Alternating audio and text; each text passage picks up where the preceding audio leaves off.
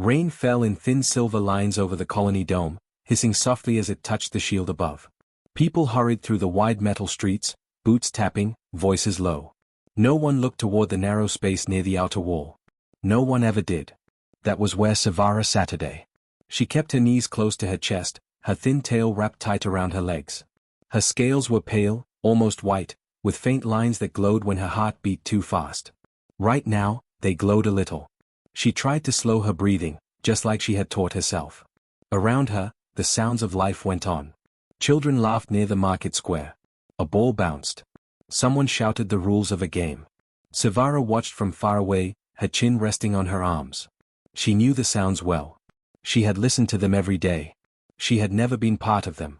When people noticed her, they stopped smiling. Adults pulled their children closer. Some whispered her name like it was a warning. Others did not bother to whisper at all.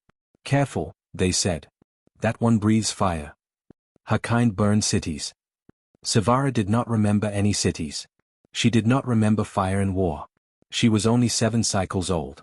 But she remembered being alone. She had learned early how to make herself small. How to keep her heat low. How to hide the tiny flames that sometimes flickered in her throat when she felt scared or sad. She pressed one clawed hand against the ground, feeling the cold metal through her glove. Cold helped. Cold meant safe. A group of children ran past her spot, chasing each other. One tripped and fell. For a moment, Savara leaned forward without thinking. Her hand lifted, ready to help. The child looked up. Their eyes met. The child screamed. Savara froze. The scream cut through the air like a blade. Adults turned. Boots stopped. Someone shouted. The child scrambled backward, crying, pointing at her. There. She's too close. Savara pulled her hand back fast, her claws scraping the metal. Heat rushed into her chest. She felt the familiar burn rising, the warning spark behind her teeth. She clenched her jaw hard, tasting smoke. I didn't, she whispered. I didn't do anything. No one listened. A security drone drifted closer, its lens glowing blue as it scanned her. The adults formed a loose wall between her and the other children. Someone guided the crying child away. No one asked what had really happened. After a while, the drone moved on. The crowd broke apart. Life continued. Savara stayed where she was, staring at the ground. Her shoulders shook once, then went still. Crying only made people more afraid. She had learned that too. She waited until the laughter faded again. Until the space near the wall was quiet. This was how every day began. Savara lived with a caretaker assigned by the colony council, a tired woman named Myrith who spoke gently but kept her distance. Myrith brought food, clean clothes, and rules. Always rules. Do not leave the marked area. Do not use fire. Do not approach others unless spoken to first. Savara followed every rule. She followed them better than anyone. Still, the looks never changed. She wondered sometimes if something was wrong with her heart, not her fire. Other children wanted to touch, to laugh, to run. She wanted those things too. But wanting did not seem to matter. Later that day, the rain stopped. Light filtered through the dome, soft and warm. The market square filled again. The children returned to their games. Savara shifted her position so she could see better. They were playing a simple game with a round sphere that floated just above the ground. They pushed it, chased it, laughed when it bumped into someone. It looked easy. Fun. Savara imagined what it would feel like. The light push. The shared laugh. She imagined someone calling her name, not in fear, but in joy. Her scales warmed without her noticing. A sharp hiss escaped her lips. She gasped and clamped her mouth shut. A thin wisp of smoke curled into the air and vanished. Her heart pounded. She looked around fast, panic rising. No one had seen. Or no one had cared enough to look. She hugged herself tighter. I'm sorry, she whispered, though she did not know to whom. As the sun dipped lower, most people left. The games ended. Parents called their children home. The square emptied. Savara stayed until the lights flickered on. That was when she noticed something new. A small human child stood at the edge of the square, not running, not shouting. He held the floating sphere under one arm. His clothes were too clean, his shoes barely worn. New arrival. She could tell. He looked around, confused, like someone searching for a sound that had already faded. Then his eyes fell on her. Savara's chest tightened. She turned her face away at once. She knew what would come next. Fear. shouting. An adult pulling him back. She waited for the scream. It did not come. Footsteps approached instead. Slow ones. Careful, but not afraid. Savara's claws dug into her sleeves. Heat stirred again, faster this time. Don't, she whispered to herself. Please don't. The footsteps stopped a few steps away. For a long moment, nothing happened. Then a small voice spoke, clear and unsure. Hi. Savara's head lifted before she could stop herself.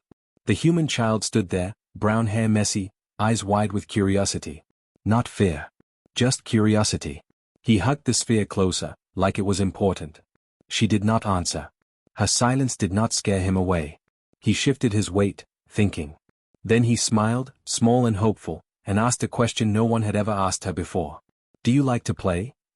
Savara's world seemed to tilt. Her mouth opened, but no sound came out. The heat in her chest stilled, confused. Around them, the colony hummed on, unaware. For the first time in her life, someone had seen her. Not as fire. Not as danger. Just as a girl sitting alone. And Savara did not know how to breathe. The boy waited. He did not move. He did not run. His small fingers clutched the sphere, and his eyes stayed on Savara's face. For the first time, she felt seen in a way she had never felt before. Savara's scales glimmered faintly. She pressed her tail against the cold metal floor and tried to pull her hands closer, hiding them. Her heart beat fast, faster than the little warning sparks that sometimes danced behind her teeth. She wanted to run. She wanted to hide. She wanted to pretend she did not hear the question. But the question hung in the air. Do you like to play? No one had ever asked her that. Not the other children. Not the adults. Not the caretaker, not the colony council. They only gave rules. They only gave distance. They only gave fear. Savara's throat tightened. She opened her mouth to speak but nothing came out. The smoke that sometimes drifted from her nostrils curled upward in silence. She thought of the game she had watched from the edges of the square, how the children laughed and ran.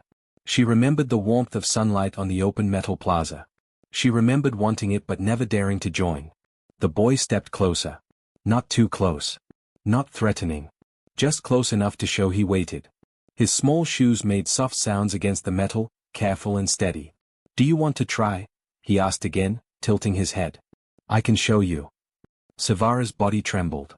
Trembled not with fear, but with a strange fluttering she had never felt. It was a mix of hope and uncertainty. Could she really? Could she play? Could she touch the sphere?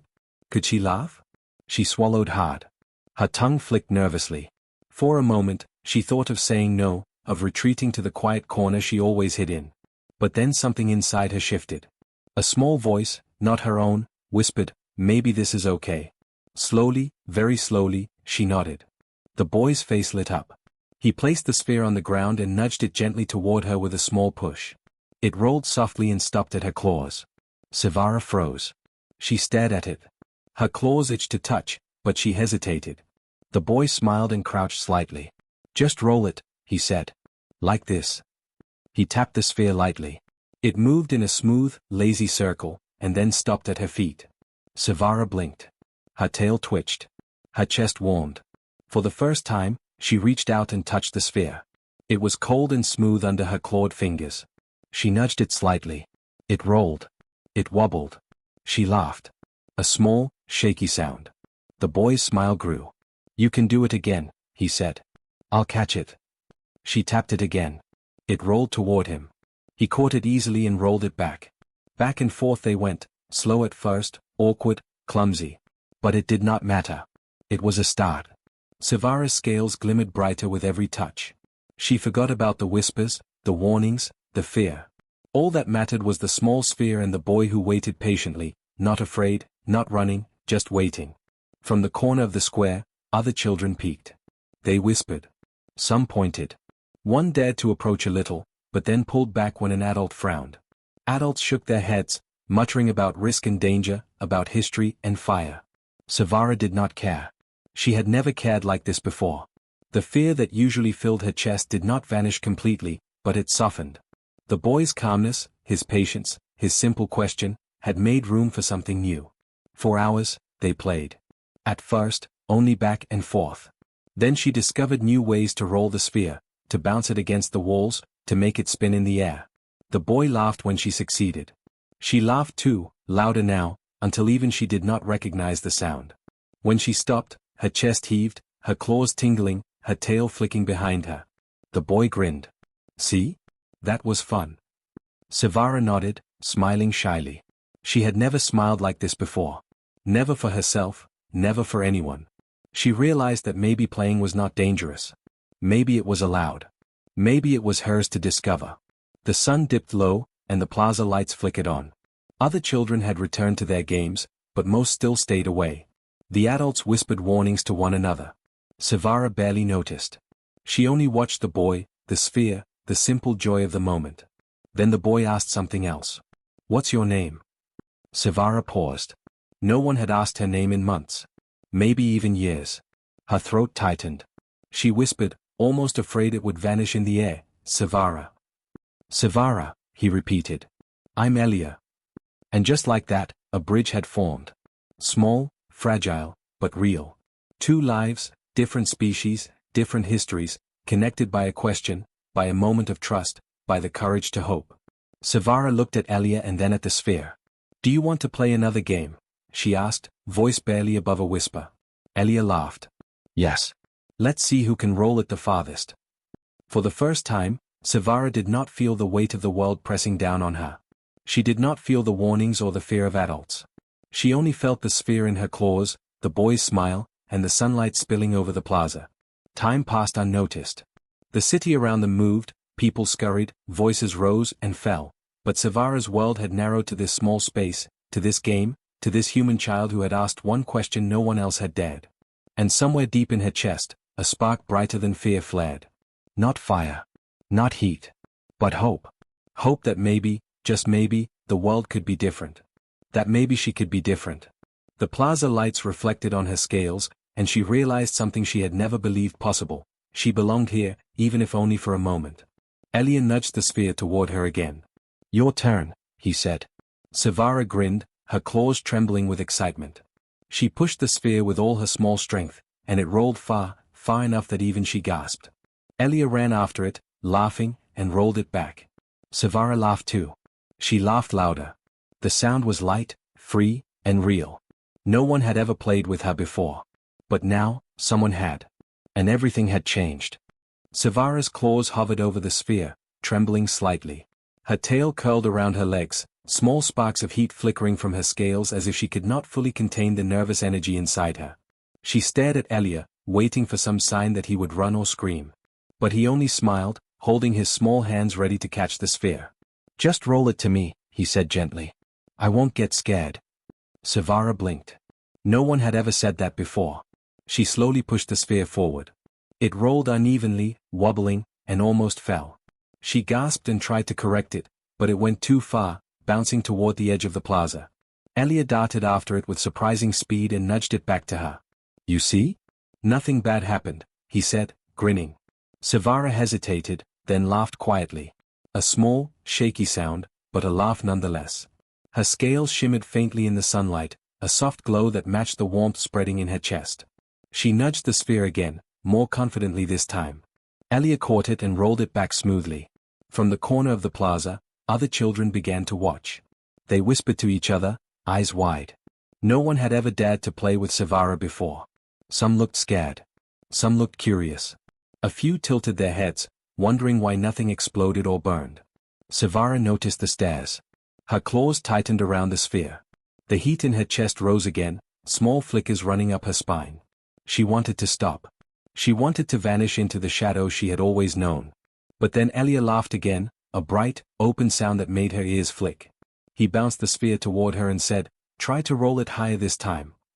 Savara's nervousness softened. She pushed the sphere with a little more strength, and it bounced toward him, wobbling in the air before he caught it. He clapped his hands. "Great job." The adults nearby muttered among themselves. "She should not be allowed to be near the children," one said, frowning. "She hasn't done anything," another argued. "Why does everyone assume danger?" "They have to control her," the first replied. "You know what she is capable of." But no one could explain why. For the moment, nothing was happening. Savara did not breathe fire. She did not attack. She simply played. And the adults' fear grew uneasy, because fear has its own rules. It survives only when it is fed, only when it is believed. Savara and Elia continued their game. It was slow and awkward. Sometimes the sphere rolled too far, sometimes it bounced in the wrong direction. Sometimes it spun and flew off, forcing Savara to chase it. Each small mistake made her laugh, and each catch from Elia brought her more confidence.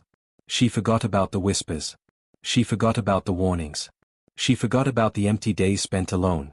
For this moment, she only felt the simple joy of the sphere, of movement, of someone who did not fear her. Other children edged closer. One child finally stepped forward and asked softly, "Can I try too?" Elia nodded. "Yes, come on." Savara froze for a moment, unsure. Her first instinct was to pull back, to return to the quiet corner she had always known. But the boy's calm eyes met hers. No fear. No warning. Just trust. She nodded slowly. The other child joined them. The sphere rolled between the three of them. Laughter spread, small and cautious at first, then freer as the game went on. Savara's heart thumped in rhythm with her joy. Her flames flickered gently, a soft glow that warmed her scales instead of scaring anyone. Adults whispered again, some arguing, some watching quietly. No one interfered yet. They could not explain why nothing went wrong. The fear that had always controlled the colony felt challenged. It shrank under the calm courage of the human child who had simply asked a question and waited patiently. The game continued for hours. The sphere rolled and bounced, children laughed, mistakes were made, apologies offered, cheers shared. Savara learned new ways to push the sphere, ways she had never imagined. She discovered that she could roll it faster, catch it higher, even spin it in ways that made it float for a moment before landing. Each new success built her confidence.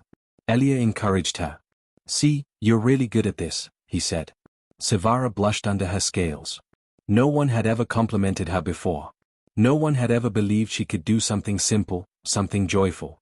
She rolled the sphere again, faster this time, and it flew past Elia's reach.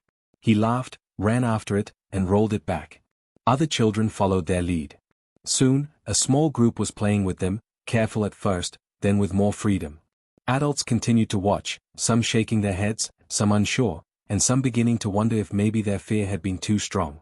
The plaza, once silent around Savara, filled with small sounds of movement, laughter, and the occasional cheer. The sunlight reflected on the sphere and on Savara's scales, making her glow softly, a quiet sign of joy that no one could deny. Savara's tail twitched with excitement. Her chest felt lighter, as though some weight she had carried alone for years was finally lifting. She realized she had never played like this before, never shared a moment like this with anyone. It was strange and wonderful. Elia grinned. "Let's see how far we can roll it together." Savara nodded. She pushed the sphere with all her strength. It rolled farther than she thought possible, wobbling but steady. Elia ran after it, caught it, and rolled it back with a cheer. The children around them clapped and laughed. The adults whispered more, but the tension began to fade. Fear does not vanish instantly. It lingers in shadows and cautionary words. But it weakens when someone acts with calm courage, when trust is given, when laughter breaks the silence. Savara realized that. She realized that humans did not always need weapons or force to protect or change things. They could act with patience, with understanding, and with small, careful bravery. She had been hidden in fear for years, but now she felt the quiet strength of being seen, of being accepted, of simply being allowed to exist. The sun began to set behind the dome, casting long shadows across the plaza. Savara and Elia continued to roll the sphere. Their small group of new friends joined in, giggling and shouting, careless of the whispers around them. For the first time, Savara felt safe in the open. Not because no one could hurt her, but because someone had chosen to trust her anyway. She realized that strength could be quiet. That courage could be small. That even one simple question, "Do you like to play?" could change everything. Her flames flickered one last time in the fading sunlight, soft and warm. And Savara smiled, truly smiled, for the first time in her life, knowing that fear had been watched from afar, but it would not control her today. The next morning, Savara woke early, her scales still warm from the day before. She stretched her limbs carefully and looked toward the plaza. The sphere lay at the edge, waiting. Elia was already there, bouncing lightly on his feet, smiling. "Ready to play?" he asked. Savara nodded, her claws twitching with excitement. The morning was quiet at first. Only a few children joined them at first, tentative and unsure. Savara rolled the sphere to Elia, and he laughed when it bounced slightly too far. Her heart felt light. This game, simple and slow, had become a world of its own. Then came the warning. A low hum echoed through the plaza. Sevara froze. Her scales shimmered, and her tail twitched nervously. Alia noticed immediately. "What is it?" he asked. A sleek colony transport hovered above, and inside were officials, humans and aliens, frowning, their hands folded, eyes scanning. They had seen Sevara from a distance before, but this time, they had come purposefully. "Remove the creature immediately," one of the officials ordered. His voice was loud, formal, and filled with the weight of old rules. "She is dangerous. History shows what her kind can do." Sevara's chest tightened. She glanced at the children around her. Some stepped back, fear spreading quickly like a shadow. Elia's small hand brushed hers. "It's okay," he whispered. His eyes were steady, strong despite the officials and the adults who nodded nervously behind them. Sevara wanted to shrink, to vanish, to hide. She felt the familiar heat building, sparks curling behind her teeth. But Alia held her gaze. Calm. Patient. Not afraid. And for the first time, she realized she did not need to flee. The officials descended to the plaza. One of them, a tall alien with long arms and a deep voice, stepped forward. "Children should not be allowed to play with her," he said. "It is unsafe." A murmur ran through the crowd. Adults whispered agreements, some fearful, some unsure. The old fear of her species, old hatred passed down through stories and warnings, pressed down on her like a heavy weight. Sevara's tail flicked nervously. She wanted to shrink into herself. But Alia did not move. He stepped slightly in front of her. "She's not dangerous," he said. His voice was small but clear. "I play with her. She's my friend." The officials paused, surprised. One scoffed. "A human child believes it is safe." "Yes," Alia said firmly. "It is safe. She hasn't hurt anyone. She's just playing." Sevara blinked. She had never heard words like that before. No one had ever defended her. Not with such simple honesty. Not with courage that did not come from weapons or authority. The alien official frowned. History cannot be ignored. She must be removed for the safety of the colony. Sevara swallowed hard. Her chest burned with the old tension that always followed adults like these. She knew what they expected. She knew they imagined flames, destruction, chaos. She knew they thought she would obey fear. But Alia did not step back. He looked up at the adult. "We've seen her," he said. "She's kind. She can play. You don't need to be afraid." Some adults whispered among themselves, questioning the officials' orders. Others still shook their heads, unsure if they should trust what they saw. Sevara's claws itched. Her tail flicked. Her body felt ready to flee, yet she stayed. Alia's hand squeezed hers lightly. "We can do this together," he whispered. She nodded. Slowly. Carefully. The officials moved closer, their voices rising. "You are taking a risk," one said. "This could end badly." Alia did not flinch. "Sometimes the biggest risk is letting fear control us," he said. Sevara's scales shimmered faintly. A spark of warmth ran through her chest, but not the kind that burned. Something stronger. Something steady. Courage. The children watching began to whisper, quietly at first. "She's playing, it's okay." More children edged forward, watching, curious, seeing that nothing bad was happening. Some nudged one another, then took tentative steps closer. The adults around them stiffened.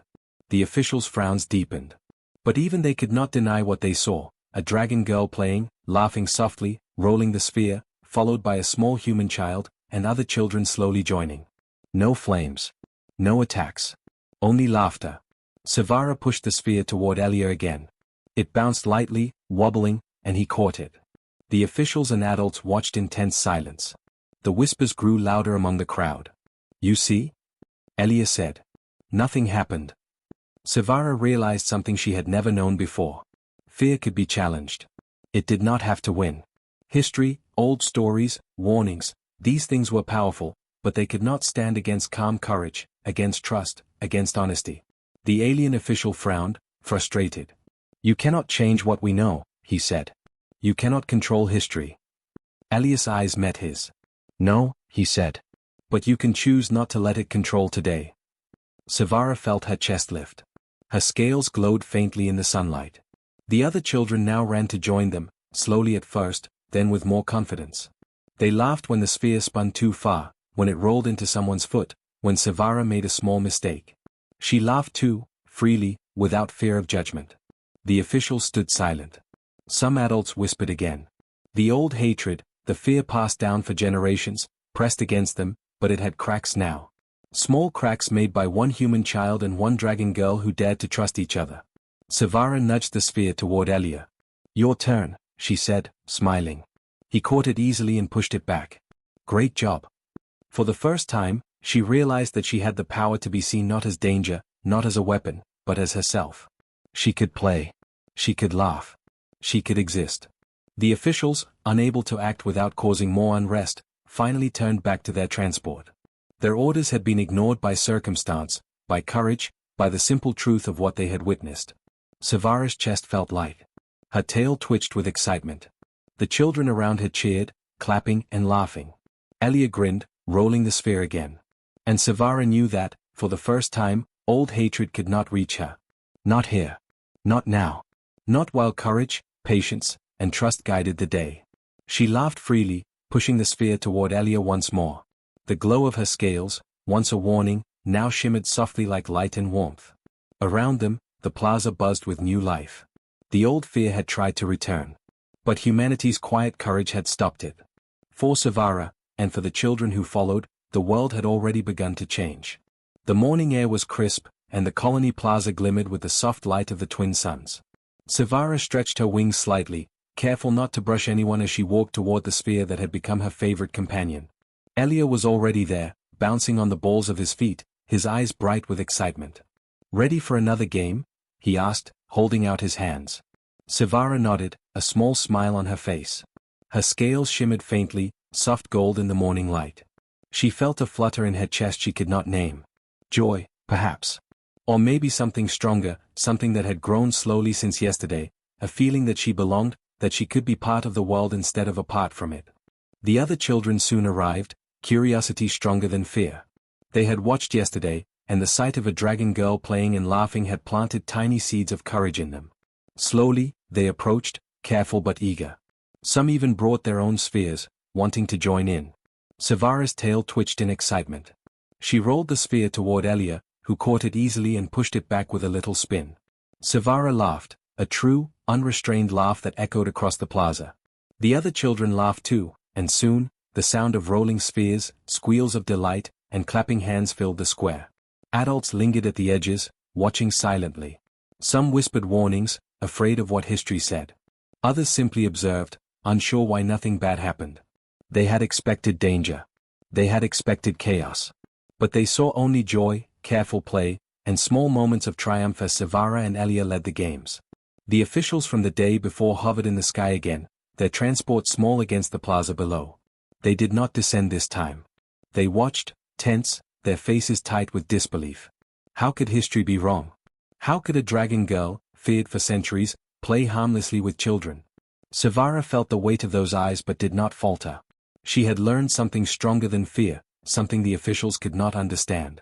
She had learned the quiet courage of patience, the gentle power of trust, and the joy that comes from simply being seen. She nudged the sphere to Elia, spinning it in a playful arc. Elia caught it and sent it rolling toward another child, who laughed and chased it. Savara followed the sphere herself, laughing as it bounced over the metal tiles. Mistakes were made, spheres rolled too far, children stumbled, someone bumped into her tail, but each mistake was met with laughter, not fear. Soon, more children joined, both human and alien. Some had been afraid of her species before, some had never spoken to her. But the game erased those fears. They learned quickly that she could be trusted, that she was not danger, that she was a friend. Each shared laugh, each tumble, each moment of success built connections stronger than any warning or rule could break. Elia grinned at her. "You're really good at this." Savara's ears flicked. She rolled the sphere faster this time, catching it mid-bounce, then spinning it toward two children at once. Their eyes widened in surprise, and laughter followed immediately. She had never felt this strong, not in flight, not in hiding. Strength did not come from wings or fire, it came from this moment, from the simple act of playing together. Even the adults began to notice. Their whispers changed from fear to disbelief. Some frowned, unsure what to say. Some smiled quietly, seeing the small miracles unfold before them. The old hatred and fear, once a heavy presence, softened in the warmth of laughter. As the day went on, the game evolved. Children invented rules, chased spheres together, and created small challenges. Savara learned to push spheres higher, to time her movements with Elias, and to guide the younger children in the ways of the game. She discovered something profound: she could teach, she could guide, she could belong. Elia ran to her, tossing the sphere lightly. "Team up," he shouted. Together, they rolled the spheres in clever arcs, bouncing them off walls and through small obstacles the children had created. Everyone cheered. Even those who had watched from a distance began to approach, drawn by the joy, careful at first, then without hesitation. The officials continued to hover, but they no longer spoke. They could not intervene without appearing foolish. The colony's children, with the dragon girl leading them, had shown that fear could be faced, and that trust and courage could change everything. Savara paused for a moment, breathing heavily but smiling. She looked around at the plaza. Children of different species ran past, laughing and rolling spheres. Adults lingered, observing quietly. For the first time, she felt the colony as a home instead of a cage. She felt seen, understood, and accepted. The twin suns dipped lower, casting long, golden shadows across the plaza. Savara rolled the sphere toward Elia, who caught it with ease and pushed it back. She caught it mid-bounce, laughed, and sent it spinning past two other children. The game continued without pause, growing more elaborate, more joyful. In that simple act, rolling a sphere, laughing with friends, sharing joy, something shifted. The story of the dragon girl who was feared had changed. It would spread quietly through whispers and memories, teaching the colony a lesson they had not expected: that courage and trust, even in small forms, could rewrite old fears. Savara's scales glowed softly in the fading sunlight. She twitched her tail in delight as the sphere bounced past her once again. She had learned something humans had known for ages: that connection, kindness, and patience were more powerful than fire or rules. She had learned that one question, "Do you like to play?" could open a door that no warning or history could close. Elia laughed as he ran to catch the sphere. "You're amazing, Savara." Savara laughed back. She had never felt so strong, so free. Together, they rolled the sphere, bouncing it between friends, creating new paths and challenges. Every roll, every laugh, every shared cheer was a small victory over fear, over misunderstanding, over the weight of history. The officials eventually departed, leaving the plaza behind. They had seen what they could not explain. Savara did not need them to approve. The children had chosen trust, and she had chosen to play. The plaza was alive, full of laughter, energy, and the quiet proof of change. For the first time, Savara did not feel alone. She felt powerful in the simplest way, by being herself, by trusting another, and by sharing joy. As the sun set completely, Elia nudged the sphere toward her one last time. "Tomorrow?" he asked, eyes bright. Savara nodded. "Tomorrow," she said, and rolled the sphere with all her strength. And in that moment, the galaxy, distant and vast, could not know it, but a small victory had been won. Not with fire, not with weapons, not with force, but with play, trust, and courage. A game the galaxy would remember, even if quietly, because it had rewritten the story of a dragon girl and the human child who dared to ask a simple question. Savara laughed again. The plaza echoed with joy, light, and warmth. She had found her place. She had found friends. And she had discovered that humanity's quiet strength, its courage, patience, and trust, could change lives, even the life of a dragon girl.